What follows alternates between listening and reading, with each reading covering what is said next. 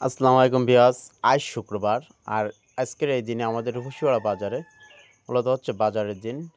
তো এই দিনে মূলত আমাদের বাজারে সারাদিনের যে সারা সপ্তাহে যে কলা বাগানের বিভিন্ন ধরনের তরি তরকারি যা কিছু আছে বাঁশ গাছ সব কিছু কিন্তু আজকের এই শুক্রবারের দিনে বিক্রি হয়। এই দেখুন বাঁশের চালিতে করে বাঁশও বিক্রি করার জন্য নিয়ে আসছে, বাঁশের চালি প্লাস তার সাথে উপরে কলাও নিয়ে আসছে বিক্রি করার জন্য। আর এই দিনে সবাই দেখেন যে ছোটো ছোটো বাচ্চা থেকে শুরু করে অনেক দূর থেকে কিন্তু এরা কলা নিয়ে আসতেছে।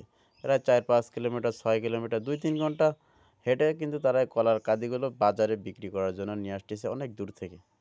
সবাই দেখেন এক একজন ৩-৪ ছড়ি করে কলা কিন্তু নিয়ে আসতেছে, মহিলারা ছেলেরা মেয়েরা সবাই একসাথে। তো এটা হচ্ছে আমাদের রূপসীপাড়া বাজার। এই দেখেন সবাই কলা এখানে বিক্রি হয় এই জায়গাটাতে। প্রচুর কলা ওঠে এবং এই কলা কিন্তু একেবারে পিওর অথেন্টিক কলা, কোনো প্রকার ফরমালিন মুক্ত একেবারে ফ্রেশ কলা।